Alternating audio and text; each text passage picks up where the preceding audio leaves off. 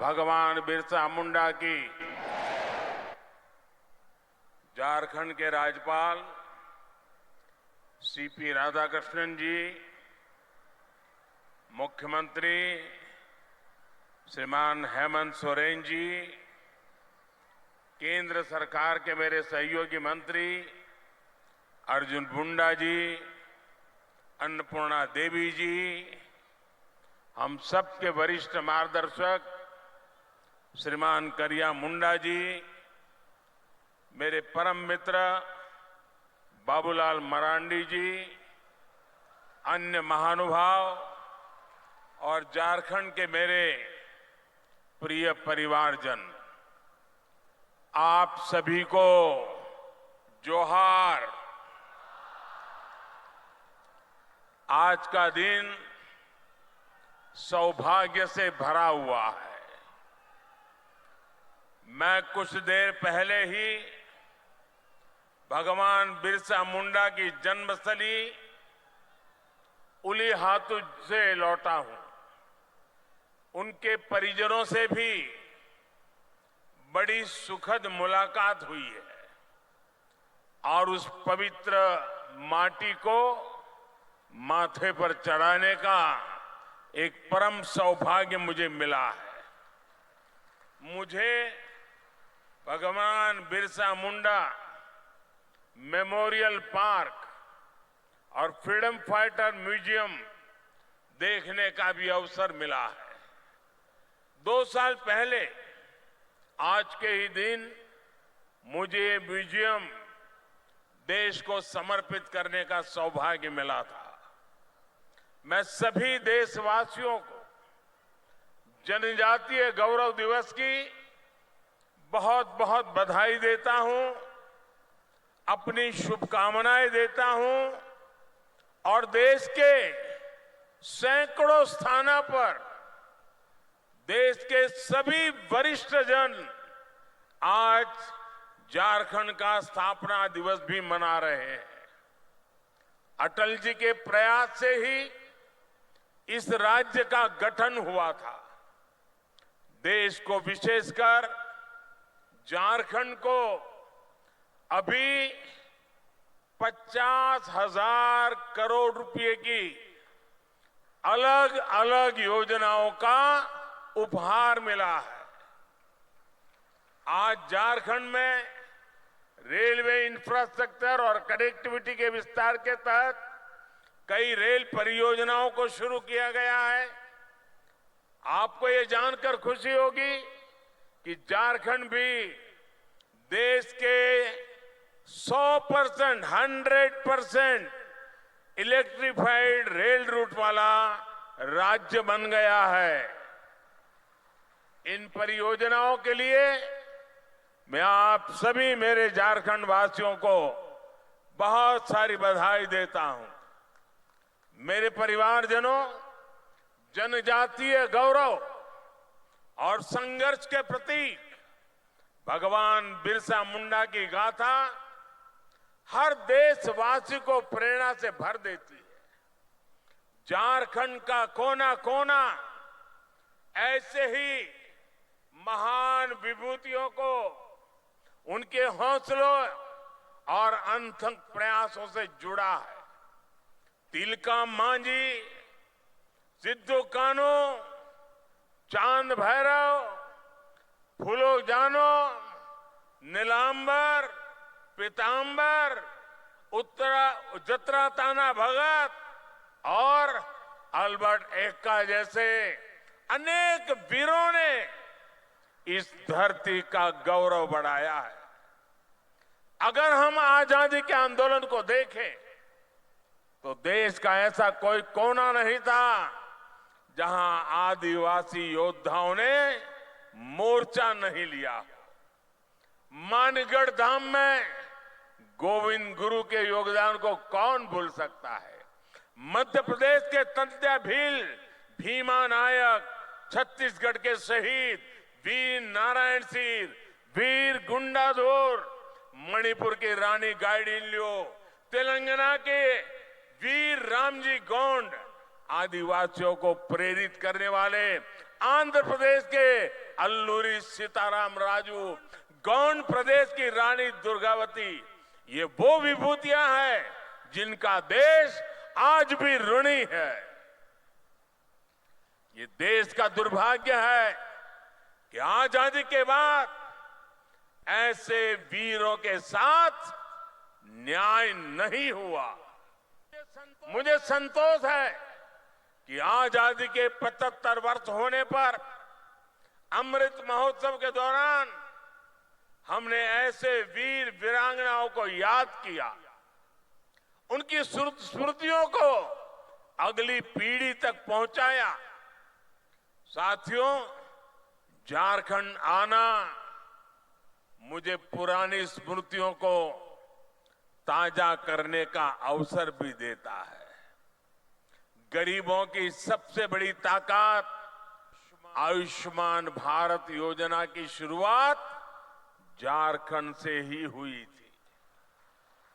कुछ ही साल पहले खूंटी में मैंने सोलर पावर से चलने वाले जिला न्यायालय का उद्घाटन किया था। अब आज झारखंड की इस पावन भूमि से एक नहीं बल्कि दो ऐतिहासिक अभियानों की शुरुआत होने जा रही है। विकसित भारत संकल्प यात्रा सैचुरेशन के सरकार के लक्ष्यों को प्राप्त करने का सशक्त माध्यम बनेगी। पीएम जनजाति आदिवासी न्याय महाअभियान विलुप्त होने की कगार पर खड़ी जनजातियां, जिसे हम अब तक प्रिमिटिव ट्राइब के रूप में जानते हैं, उनकी रक्षा करेगा, उन्हें सशक्त करेगा। ये दोनों ही अभियान अमृत काल में भारत की विकास यात्रा को नई ऊर्जा देंगे। मेरे परिवारजनों, मुझे सरकार के मुखिया के तौर पर, हेड ऑफ द गवर्नमेंट के तौर पर अब 2 दशक से भी ज्यादा समय बीत गया है।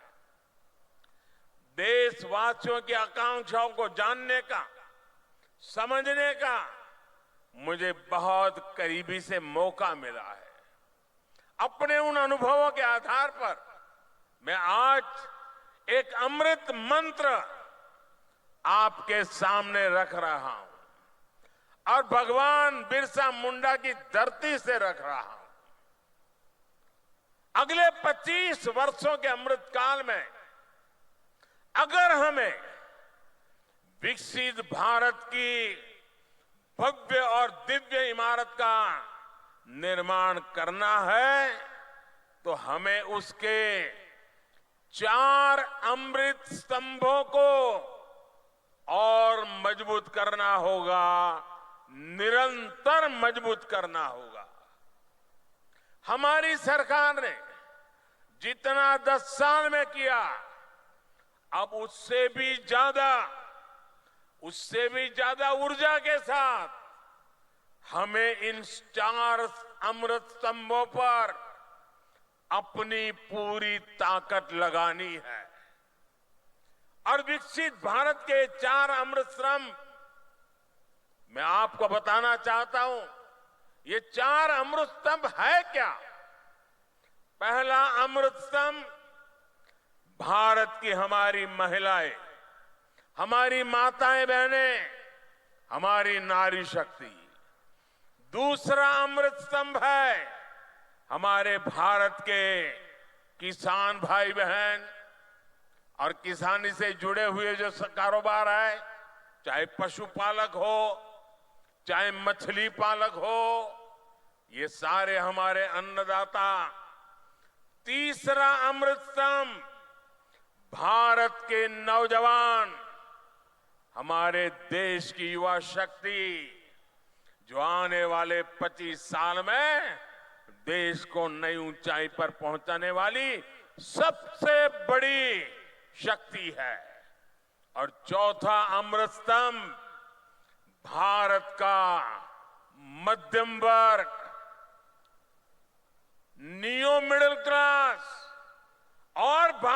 मेरे गरीब भाई बहन, इन 4 स्तंभों को हम जितना मजबूत करेंगे, विकसित भारत की इमारत भी उतनी ही ऊंची उठेगी। मुझे संतोष है कि बीते 10 वर्षों में इन 4 स्तंभों को सशक्त करने के लिए जितना कार्य हुआ है, उतना पहले कभी नहीं हुआ। साथियों, आज तक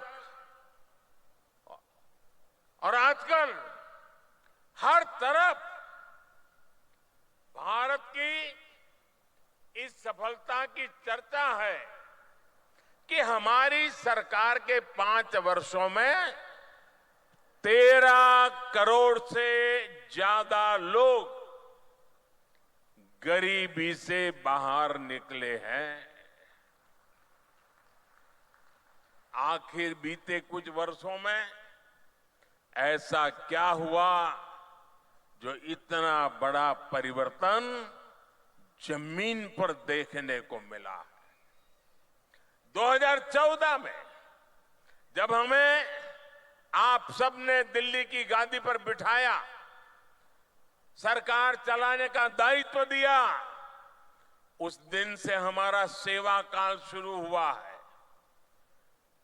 हम सेवा करने के लिए आए हैं और उस सेवा काल की बात करूं तब उस समय हमारे आने से पहले भारत की एक बहुत बड़ी आबादी मूलभूत सुविधाओं से वंचित थी।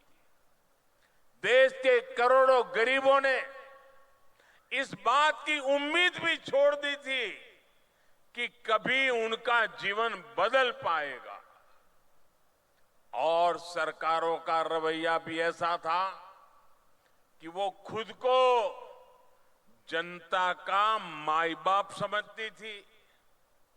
हमने माई बाप की भावना से नहीं, बल्कि सेवक की भावना से आपके सेवक की तरह काम करना शुरू किया। जो वंचित थे, हमने उन्हें वरीयता देना शुरू किया।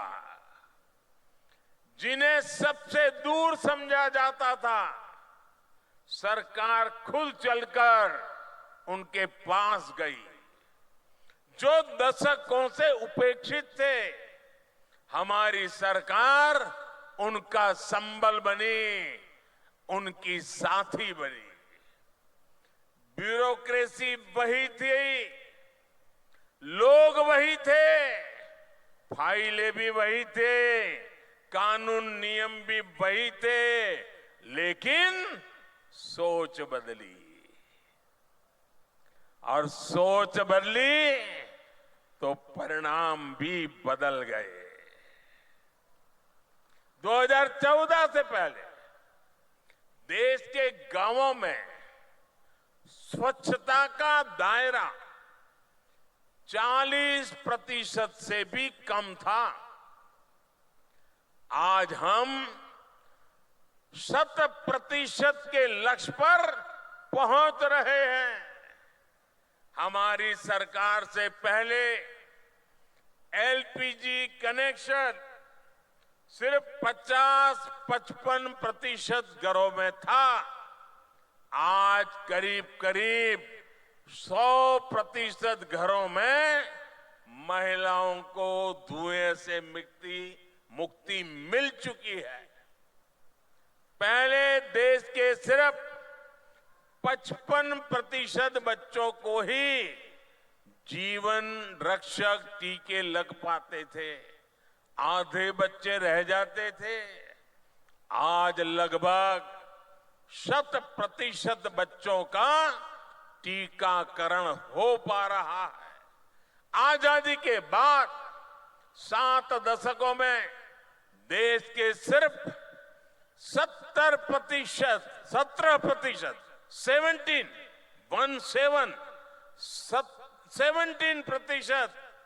ग्रामीण परिवारों तक नल से जल की सुविधा थी। 20% भी नहीं। जल जीवन मिशन की वजह से आज ये भी 70% तक पहुंच रहा है।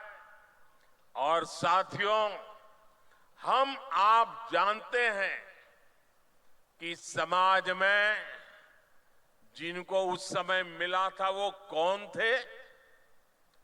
ये शुरुआती मलाई मिली वो लोग कौन थे? ये सारे रसूखदार लोग हुआ करते थे। जो संपन्न लोग होते थे, जिनकी सरकार में पहुंच होती थी, पहचान होती थी, वो सुविधाएं और व्यवस्थाएं आसानी से जुटाते थे और सरकार का भी दिमाग ऐसा था, उन्हीं को ज्यादा देते थे। लेकिन जो लोग समाज में पीछे रहे थे, जो मूल सुविधाओं से वंचित थे, उन पर ध्यान देने वाला भी कोई नहीं था। वो असुविधाओं के बीच अपना जीवन काट रहे थे। मोदी ने समाज के ऐसे वंचितों को अपनी प्राथमिकता बनाया, क्योंकि वो लोग हैं जिनके बीच में जिया हूं। मैंने कभी ऐसे परिवारों की रोटी खाई है, मैंने कभी समाज के आखिरी व्यक्ति का नमक खाया है। मैं आज भगवान बिरसा मुंडा की इस धरती पर वो कर्ज चुकाने आया हूं।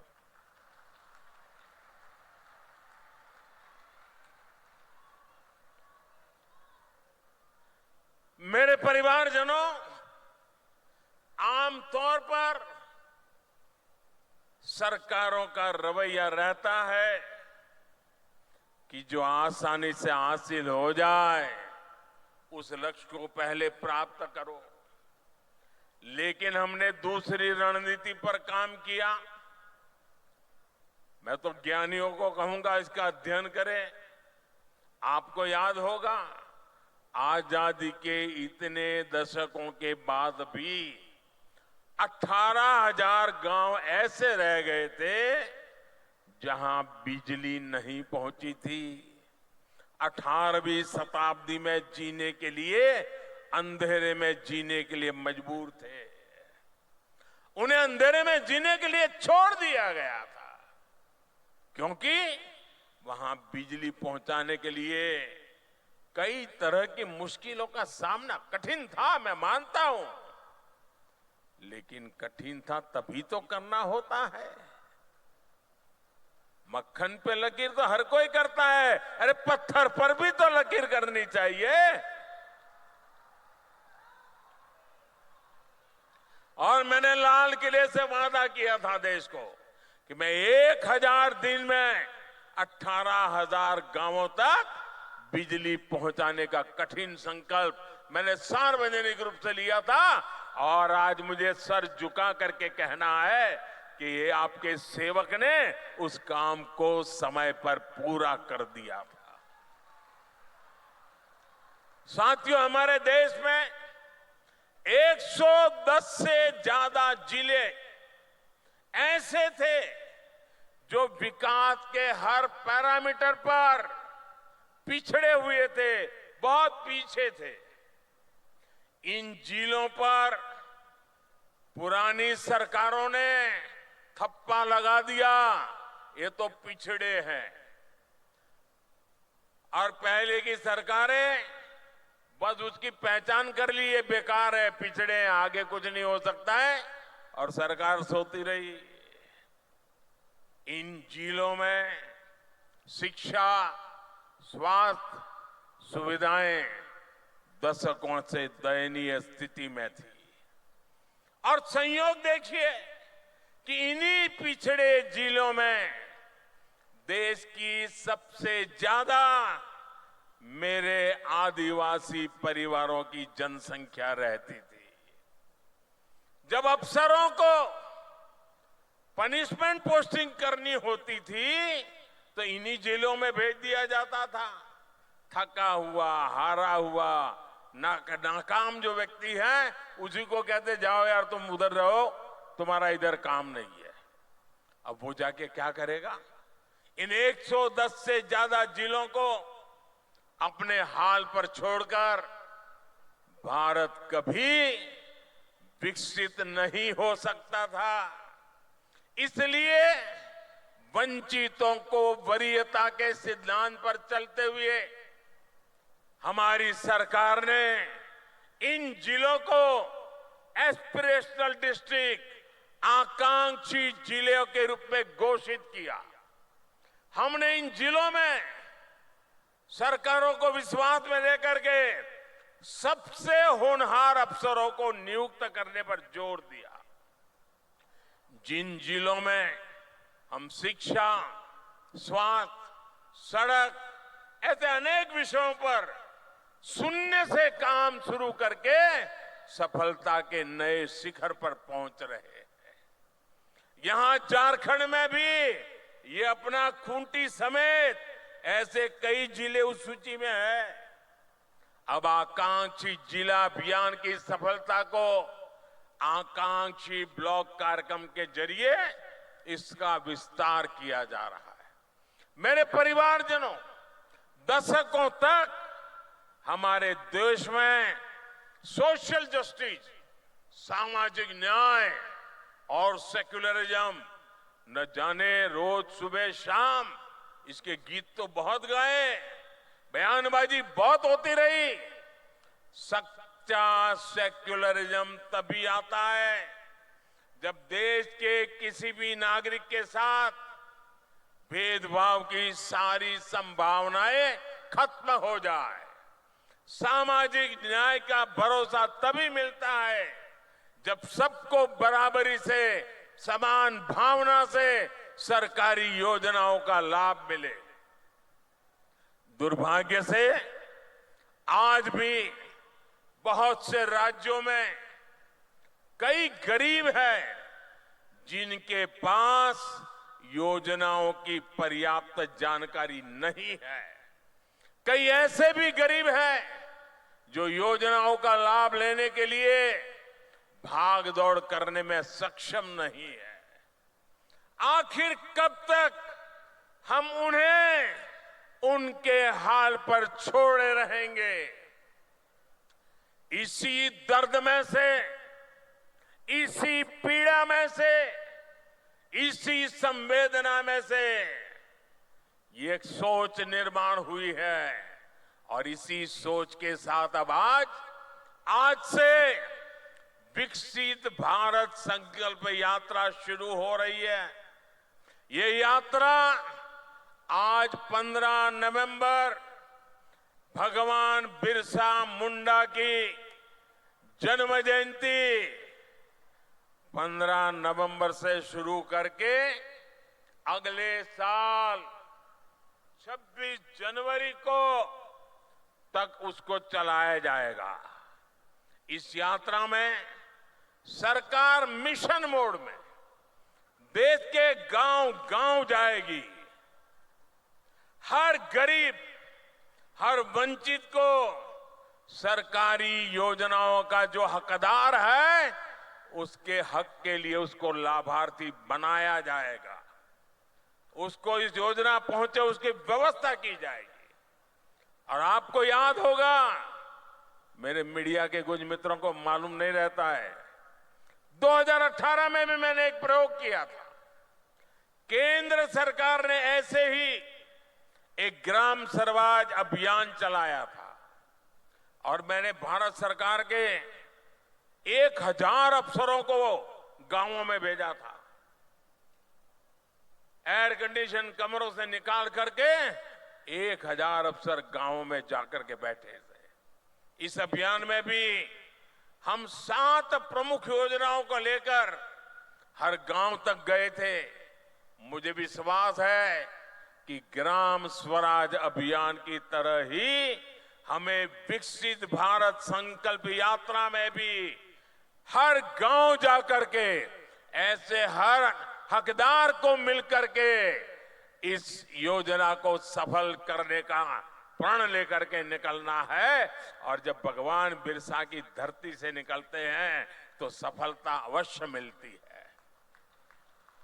मैं वो दिन देख रहा हूं जब हर गरीब के पास मुफ्त राशन देने वाला राशन कार्ड होगा, जब हर गरीब के पास उज्ज्वला का गैस कनेक्शन होगा, सौभाग्य का बिजली कनेक्शन होगा और नल से जल होगा।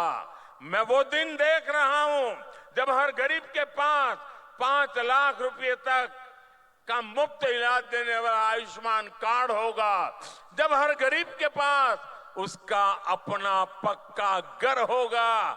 मैं वो दिन देख रहा हूं जब हर किसान केंद्र सरकार की पेंशन योजना से जुड़ जाएगा, जब हर मजदूर पेंशन योजनाओं का लाभार्थी हो जाएगा, जब हर पात्र नौजवान मुद्रा योजना का लाभ ले सकेगा और एक एंटरप्रेन्योर बनने की दिशा में कदम रखेगा। विकसित भारत संकल्प यात्रा एक तरह से देश के गरीबों को, देश की माताओं बहनों को, देश के नौजवानों को, देश के किसानों को मोदी की गारंटी है।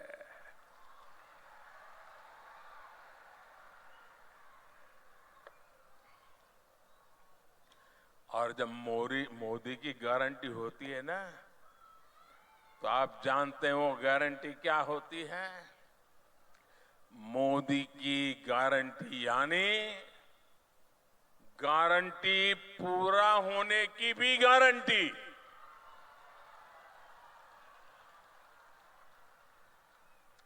मेरे परिवारजनों, विकसित भारत के संकल्प का एक प्रमुख आधार है पीएम जनमन, यानी पीएम जनजाति आदिवासी न्याय महाअभियान।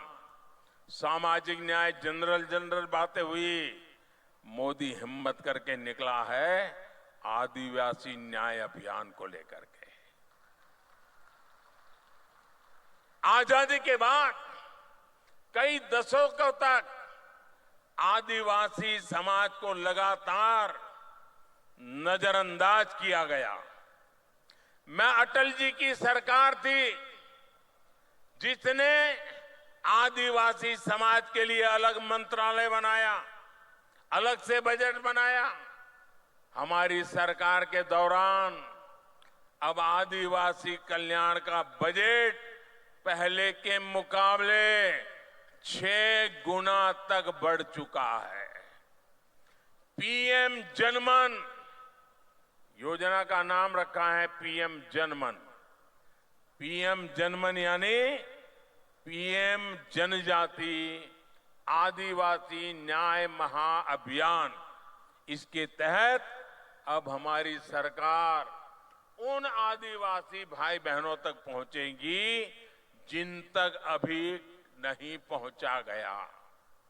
ये वो जनजातीय समूह है, हमने कह तो दिया वो प्रिमिटिव ट्राइब्स है, जिनमें से ज्यादातर अब भी जंगलों में रहने के लिए मजबूर है। उन्होंने रेल की देखने की बात छोड़ो, आवाज भी नहीं सुनी है। देश के 22,000 से ज्यादा गांवों में रह रहे ऐसे 75 जनजातियां, वो 75 जनजातीय समुदाय की प्रिमिटिव ट्राइब्स की पहचान हमारी सरकार ने की है। जैसे पिछड़ों में भी अति पिछड़े होते हैं, वैसे ही ये आदिवासियों में भी सबसे पीछे रह गए आदिवासी है। देश में इनकी संख्या लाखों में है। इन सबसे पिछड़े आदिवासियों को मूल सुविधाएं भी नहीं मिली हैं, आजादी के 75 साल के बाद भी नहीं मिली है। इस आदिवासी समाज के लोगों को कभी पक्का मकान नहीं मिला। इनकी कई कई पीढ़ियां में बच्चों ने स्कूल तक देखा नहीं है। इस समाज के लोगों के कौशल विकास पर ध्यान नहीं दिया गया। इसलिए अब इन जनजातियों तक भारत सरकार विशेष अभियान चलाकर पहुंचने वाली है। पहले की सरकारों ने आंकड़ों को जोड़ने का काम कर लिया। जो नजदीक हैं, जो ऊपर पहुंच चुके हैं, उन्हीं से काम करवा लेना। लेकिन मुझे सिर्फ आंकड़ों को जोड़ करके नहीं बैठना है, मुझे तो जीवन को जोड़ना है, जिंदगियों को जोड़ना है। हर जिंदगी में जान भरनी है, हर जिंदगी में नया जज्बा भरना है। इसी लक्ष्य के साथ आज पीएम जनजाति आदिवासी न्याय महाअभियान यानी पीएम जनमन, हम जनगण मन तो गाते हैं, आज मैं पीएम जनमन के साथ इस महाअभियान की शुरुआत हो रही है। इस महाअभियान पर भारत सरकार 24,000 करोड़ रुपए खर्च करने जा रही है। साथियों, इस महाअभियान के लिए मैं विशेष तौर पर आदरणीय राष्ट्रपति द्रौपदी मुर्मू जी का आभार व्यक्त करना चाहता हूं। हमने अभी उनका वीडियो संदेश भी सुना है। जब वो यहां झारखंड में राज्यपाल थी और उससे पहले जब ओडिशा में भी वो मंत्री के रूप में काम करती थी, सामाजिक कार्यकर्ता के रूप में काम करती थी, तो ऐसे आखिरी छोर पर रहने वाले आदिवासी समूहों को आगे लाने के लिए वो दिन रात प्रयास करती रहती थी। राष्ट्रपति बनने के बाद भी वो राष्ट्रपति भवन में ऐसे समूहों को सम्मान के साथ बुलाती रही, उनकी समस्याओं को समझ करके उसके उपाय की चर्चा करती रही। मुझे विश्वास है कि उन्होंने हमें जो मार्गदर्शन दिया है, उन्होंने हमें जो प्रेरणा दी है, उनकी इस प्रेरणा से हम ये पीएम जनमन, पीएम जनजाति आदिवासी न्याय, आदिवासी न्याय, आदिवासी न्याय महाअभियान में जरूर सफल होंगे।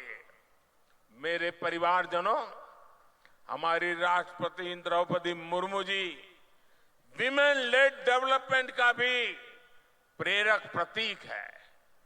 बीते वर्षों में जिस तरह भारत ने पूरी दुनिया को नारी शक्ति के विकास का मार्ग दिखाया है, वो अभूतपूर्व है। ये वर्ष माताओं, बहनों, बेटियों की सुविधा, सुरक्षा, सम्मान, स्वास्थ्य और स्वरोजगार के रहे हैं। ये हमारे झारखंड की बेटियां खेलकूद में जो नाम कमा रही है ना, सीना चौड़ा हो जाता है। हमारी सरकार ने महिलाओं के जीवन के हर पड़ाव को ध्यान में रखते हुए उनके लिए योजनाएं बनाई। बेटी बचाओ बेटी पढ़ाओ से बेटियों की जनसंख्या बढ़ी है और स्कूलों में छात्राओं के नामांकन में भी वृद्धि हुई है। सरकारी स्कूलों में छात्राओं के लिए अलग शौचालय निर्माण से स्कूल छोड़ने की मजबूरी कम हुई है। पीएम आवास योजना के तहत करोड़ों घर मालकिन बहनें बनी है, बहनों के नाम रजिस्टर हुआ है, पहली बार उनके नाम पर कोई प्रॉपर्टी हुई है। सैनिक स्कूल, डिफेंस एकेडमी को बेटियों के एडमिशन के लिए पहली बार खोल दिया गया है। मुद्रा योजना के तहत लगभग 70% बिना गारंटी के ऋण लेने वाली मेरे देश की महिलाएं हैं, मेरी बेटियां हैं। महिला स्वयं सहायता समूहों को भी आज सरकार से रिकॉर्ड आर्थिक मदद दी जा रही है और लखपति दीदी अभियान कुछ लोगों को मेरी बातें सुनकर के चक्कर आ जाते हैं। मेरा सपना है 2 करोड़ महिलाओं को लखपति दीदी बना के रहूंगा। 2 करोड़ महिलाओं को स्वयं समाज सहायता समूह चलाने वाली 2 करोड़ महिलाएं लखपति बन के रहने वाली है। देख लेना आप। कुछ महीने पहले ही हमारी सरकार ने विधानसभा और लोकसभा में महिलाओं को आरक्षण देने वाला नारी शक्ति बंधन अधिनियम भी अपनाया है। आज भाई दूज का पवित्र पर्व है। देश की सभी बहनों को उनका ये भाई गारंटी देता है कि बहनों के विकास में आने वाली हर रुकावट को ये आपका भाई ऐसे ही दूर करता रहेगा। आपका भाई आपकी मुसीबतों की मुक्ति के लिए जी जान से जुटा रहेगा। नारी शक्ति का अमृत स्तंभ विकसित भारत के निर्माण में अहम भूमिका निभाएगा। मेरे परिवारजनों, केंद्र सरकार विकसित भारत की यात्रा में हर व्यक्ति के सामर्थ्य का उपयोग करने के लिए प्रतिबद्ध है। 2 महीने पहले ही हमने पीएम विश्वकर्मा योजना भी शुरू की है। सरकार ने उन लोगों को आगे लाने का प्रयास किया है जो अपने पारंपरिक कौशल के लिए जाने जाते हैं। कुम्हार हो, लोहार हो, सुतार हो, सुनार हो, मालाकार हो, राजमिस्त्री हो, बढ़ई हो, अरे कपड़े धोने वाले हो, कपड़े सिलने वाले हो, जूते बनाने वाले हो, ऐसे हमारे साथी, ये हमारे विश्वकर्मा साथी, इस योजना के तहत विश्वकर्मा साथियों को आधुनिक ट्रेनिंग मिलेगी और ट्रेनिंग के दौरान उनको पैसा मिलेगा, उनको अच्छे नए औजार मिलेंगे, नई टेक्नोलॉजी मिलेगी और इस पर 13,000 करोड़ रुपए खर्च किए जाएंगे। मेरे परिवारजनों, आज देश के किसानों को पीएम किसान सम्मान निधि की 15वीं किस्त रिलीज की गई है। अब देश के करोड़ों किसानों के खातों में भेजी गई कुल रकम 2,75,000 करोड़ रुपए को पार कर गई है। आप में से जो किसान यहां बैठे होंगे उनके मोबाइल पर मैसेज आ चुका होगा कि 2,000 रुपया आपके खाते में जमा हो गया है। कोई कटकी कंपनी नहीं, कोई बिचौलिया नहीं, डायरेक्ट मोदी का सीधा नाता रहता है आपके साथ। ये वही किसान है जिनकी पहले कोई पूछ नहीं होती थी। अब इन किसानों की जरूरतों का ध्यान सरकार रख रही है। ये हमारी सरकार है जिसने पशुपालकों और मछली पालकों को किसान क्रेडिट कार्ड की सुविधा से जोड़ा है। पशुधन के मुफ्त टीकाकरण की हमारी सरकार ने 15,000 करोड़ रुपए खर्च किए। कोरोना के बाद आपको मुफ्त टीका लगा, हजारों करोड़ खर्च किए गए, आपके हर परिवारजन को बचाने की कोशिश की गई। इतना ही नहीं, अब 15,000 करोड़ रुपया खर्च करके मुफ्त में पशु का टीकाकरण भी हो रहा है। आप भी इसका फायदा उठाइए। मछली पालन को बढ़ावा देने के लिए अभी मैं यहां एक प्रदर्शनी लगी है। 1-1, 1.5 लाख रुपए वो मछली और उसमें से मोती बनाने का काम कर रहे हैं। मत्स्य संपदा योजना के तहत आर्थिक मदद दी जा रही है। आज देश में 10,000 नए किसान उत्पाद संघ एफपीओ बन रहे हैं। इससे किसानों की लागत कम हुई है और बाजार तक पहुंच आसान हुई है। हमारी सरकार के प्रयासों से इस वर्ष इंटरनेशनल मिलेट ईयर मनाया जा रहा है। मोटे अनाज को श्री अन्न की पहचान देकर विदेश के बाजारों तक पहुंचाने के लिए पूरी तैयारी हो रही है। इसका भी लाभ हमारे आदिवासी भाई बहनों को होगा। साथियों, सरकार के इन चौतरफा प्रयासों से झारखंड जैसे राज्यों में नक्सली हिंसा में भी कमी आई है। 1-2 साल में झारखंड की स्थापना के 25 साल पूरे होने जा रहे हैं। ये झारखंड के लिए बहुत ही प्रेरणादायी समय है। इस माइलस्टोन पर झारखंड में 25 योजनाओं के सैचुरेशन का लक्ष्य लेकर काम शुरू किया जा सकता है। मैं झारखंड सरकार से भी आग्रह करूंगा, मैं झारखंड के सभी नेताओं से आग्रह करूंगा कि 25 साल का लक्ष्य तय करके एक बहुत बड़ा अभियान चलाया जाए। इससे राज्य के विकास को नई गति मिलेगी और यहाँ के लोगों का जीवन भी और आसान बनेगा। हमारी सरकार शिक्षा के विस्तार और युवाओं के अवसर देने के लिए प्रतिबद्ध है। देश में आज आधुनिक राष्ट्रीय शिक्षा नीति बनी है। अब विद्यार्थियों को मातृभाषा में मेडिकल और इंजीनियरिंग की पढ़ाई का विकल्प मिल रहा है। बीते 9 वर्षों में पूरे देश में 300 से अधिक यूनिवर्सिटीज बनी है, 5,500 से अधिक नए कॉलेज बने हैं। डिजिटल निधि अभियान ने युवाओं को नए अवसर दिए हैं।